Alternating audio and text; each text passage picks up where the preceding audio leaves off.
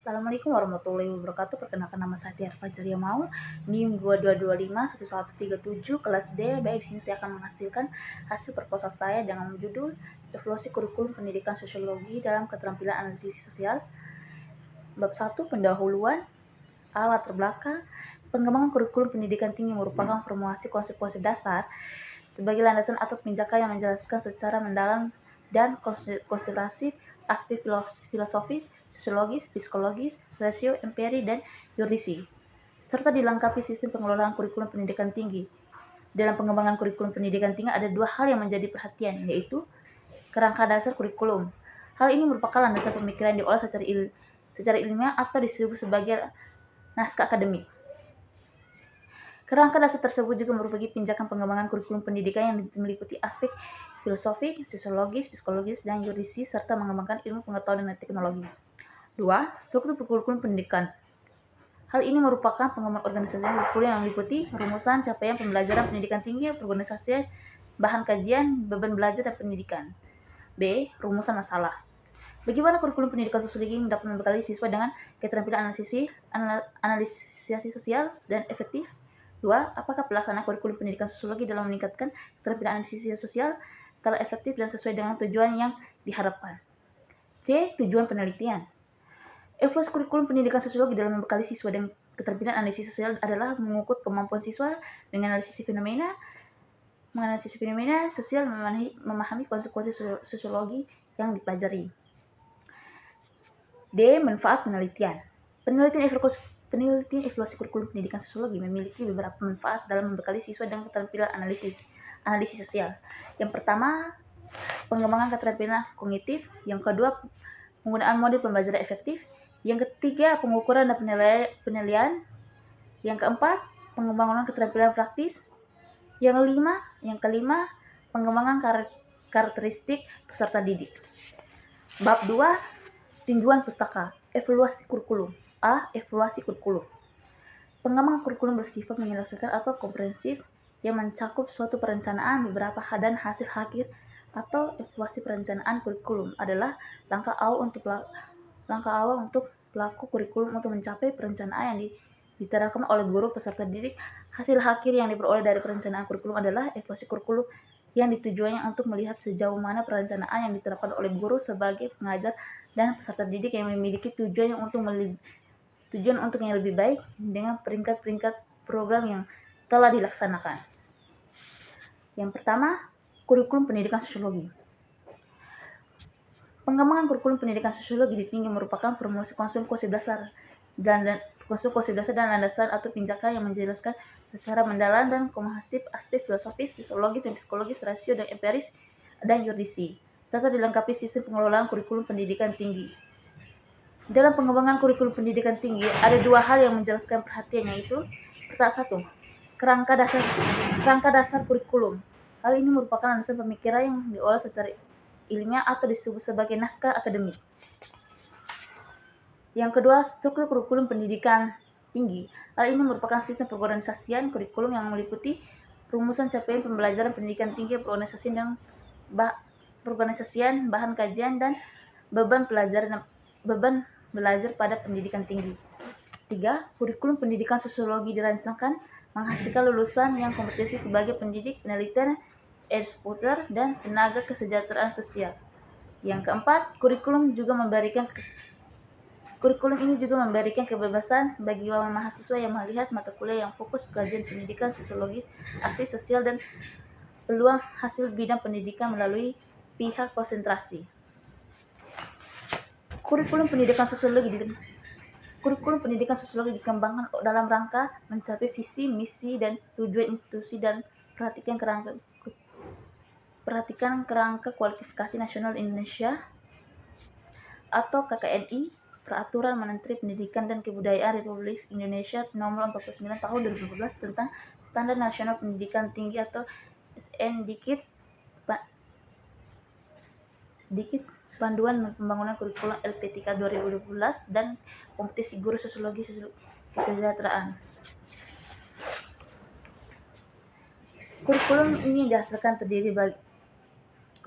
yang dihasilkan terdiri dari 5 bagian, yaitu 1. kelompok mata kuliah pengembangan kepribadian MPK sebanyak 20 SKS, 2 kelompok mata kuliah kurikulum keterampilan MPK sebanyak 10 SKS, 3 kelompok mata kuliah keahlian berkarya MKD sebanyak 86 SKS, 4 kelompok mata kuliah perilaku berkarya MPB sebanyak 30 SKS, 5 kelompok mata kuliah kehidupan masyarakat BMB sebanyak 2 SKS.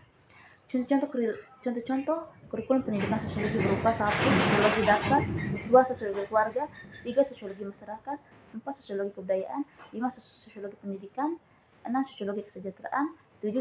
Sosiologi globalisasi. Kurikulum ini dapat disesuaikan dengan kebutuhan dan konteksi serta diintegrasikan dengan topik-topik lain dalam kurikulum pendidikan.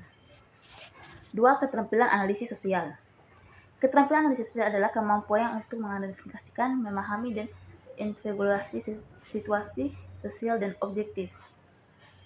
Hal ini melibatkan kemampuan untuk melihat berbagai aspek seperti latar, sejarah, wilayah, dan persoalan struktur, serta memahami aktor-aktor mendukung dan memahami perubahan sosial dan dampak yang muncul dari masalah yang ada. Keterampilan analisis sosial adalah kemampuan untuk memahami, menganalisis, dan menjelaskan fenomena sosial dalam masyarakat. Hal ini melibatkan kemampuan untuk mengidentifikasikan masalah-masalah sosial, menyusun historis, mengumpulkan dan menganalisis, dan untuk mendukung atau menolak hipotesis tersebut. Mahasiswa sosiologi harus mampu mendefinisikan faktor penyebabnya masalah sosial, memberikan pemahaman dan lebih mendalam tentang dampaknya. Keterampilan analisis sosial adalah untuk memahami, mengembangkan kemampuan dalam mendefinisikan, membedakan, dan menganalisis informasi, ilusi, asumsi, data, dan fakta. Tujuan keterampilan analisis sosial. Tujuan keterampilan analisis sosial adalah sebuah pengetahuan keterampilan sosial siswa dalam berbagai aspek indikator seperti perilaku yang mendukung kesuksesan hubungan sosial, kemampuan untuk berinteraksi secara efektif dengan orang lain, dan kemampuan untuk memberikan dukungan individu pada semua tingkat organisasi. Faktor-faktor keterampilan analisis sosial. Faktor-faktor yang mempengaruhi keterampilan analisis sosial yang meliputi beberapa aspek interaksi dan eksternal. Faktor internal meliputi kemampuan mental, emosi, intelijensi, dan kematangan serta kondisi peserta didik, usia, jenis kelamin, dan interaksi dengan lingkungan. Faktor eksternal meliputi kondisi sosial, ekonomi, dan pekerjaan orang tua serta pendidikan orang tua. Kecanduan internet juga terdapat mempengaruhi keterampilan sosial, mengarah pada perilaku antisosial dan konsepsian sosial. Teori keterampilan analisis sosial. Teori keterampilan analisis sosial yang menekankan pada kemampuan individu untuk menginteraksikan, berkomunikasikan pada organisasi yang secara efektif.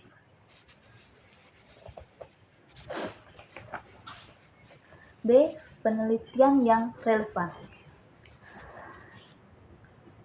Kurikulum merdeka merupakan pendekatan pendidikan yang bertujuan untuk memberikan kemandirian kepada siswa dalam belajar, sehingga mereka bisa mengembangkan potensi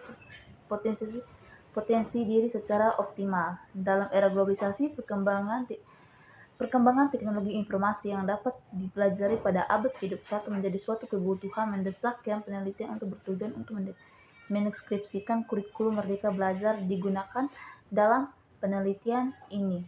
Ada aspek kualitatif dengan desain studi kasus. Penelitian ini dilakukan di SMA Negeri 2. Teknik pengumpulan data yang digunakan dalam penelitian ini meliputi wawancara, mendalam observasi, dan dokumentasi.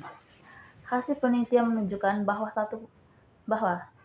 satu kurikulum merdeka belajar dalam mengaktivitas pembelajaran abad 21 adalah baik terbukti dengan perangkat pembelajaran SMA Negeri 2 yang telah dihasilkan meningkatkan keterampilan pada abad ke-21 atau kolaborasi, komunikasi, berpikir kritis, kreativitas, karakter, dan kewarganegaraan. Ke dalam perangkat pembelajaran 2. Peran kepala sekolah dan guru. Kepala sekolah sebagai penanggung jawab dan guru sebagai pelaksanaan pembelajaran berperan penting dalam kesuksesan penerapan kurikulum kemerdekaan dengan keterampilan abad ke-21. C. Kerangka berpikir. Kerangka berpikir.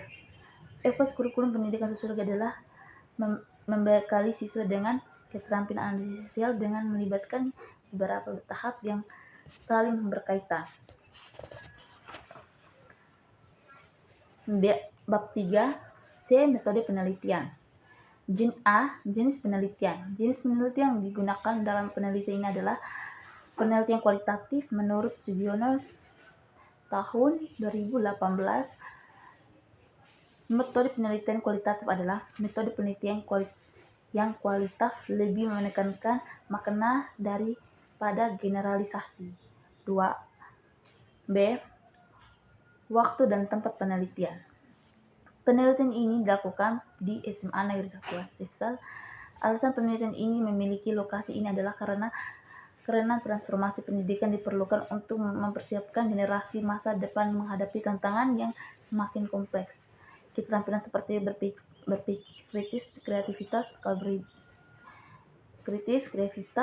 kolaborasi, dan literasi digital menjadi kebutuhan mutlak dan menghadapi dunia yang terus berubah.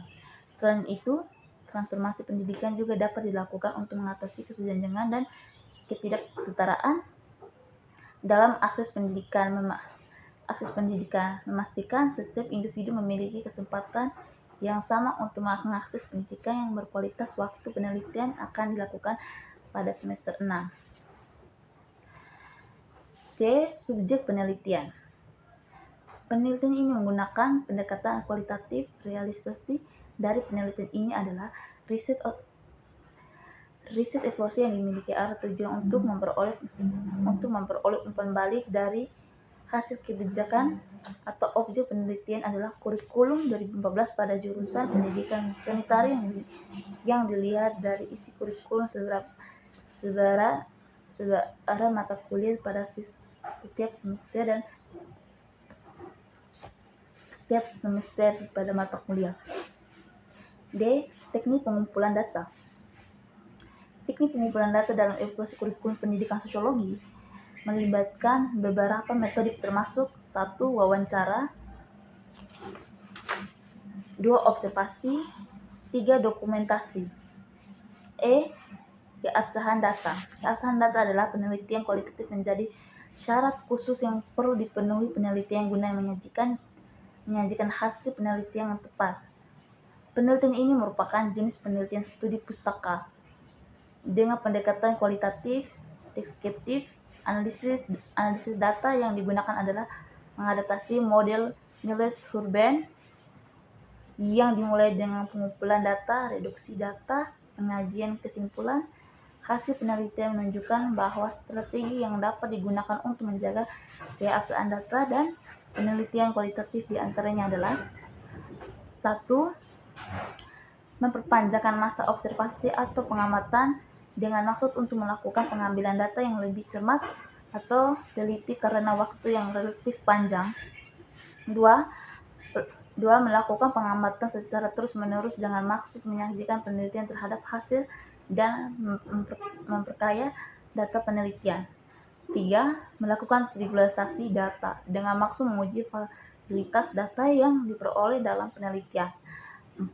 Transferibilitas dengan maksud hasil penelitian nanti yang dapat diharapkan dan disiti oleh penelitian lain.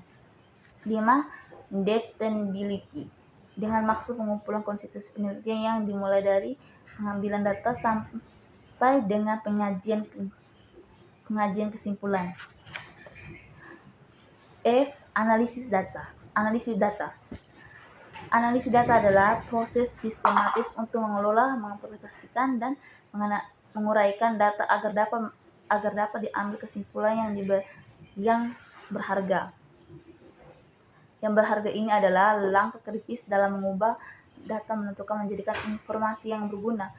Proses analisis data melibatkan beberapa tahap, termasuk pengumpulan data, penyusunan data, pengolahan data dan pengujian hipotesis, dan pembuatan laporan hasil analisis data. Hasil analisis data kualitatif menggunakan data yang berasal dari rekaman, tinjauan pustaka, catatan wawancara, partisipasi, teknik, dan menekankan pada penyebabnya penjelasan dan hal-hal yang melengkapi topik yang sedang diteliti. 1. Membantu menjelaskan data, memahami karakteristik dan distribusi data yang dianalisis. 2. Menemukan pola, mengidentifikasikan pola-pola di dalam data dan mengambil tindakan berdasarkan hasil analisis. 3. Dapat menguji hipotesis, menguji adanya hubungan antara variabel dan mengonfirmasikan, menolak, dan teori tertentu. 4. Validasi teori, mengonfirmasikan atau menolak teori, menemukan teori baru.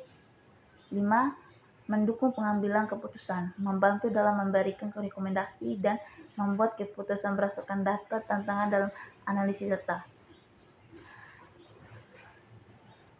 1. Kualitas data. Kualitas data yang tidak akurat, yang tidak lengkap, atau tidak distruktur dapat menghasilkan hasil yang tidak dapat diandalkan. 2. Kompleksi data. Data seringkali kompleks dan memerlukan pemahaman statistik yang kuat serta alat analisis yang tepat. 3. Kerahasiaan data. Dalam beberapa kasus, data yang sensitif harus dijaga kerahasiaannya. Analisis data memiliki manfaat termasuk dalam pengembangan strategi bisnis, evaluasi kinerja, dan pengambilan keputusan yang terinformasi. Namun tantangan dalam analisis data harus diatasi untuk memperoleh hasil yang akurat dan berguna, yang digunakan untuk meneliti pada kondisi objek yang alamiah, di mana penelitian adalah instrumen kunci. Teknik pengumpulan data yang dilakukan secara regulasi, analisis dan data bersifat induktif dan berhasil penelitian. Baik, hasil dari proposal saya. Wassalamualaikum warahmatullahi wabarakatuh.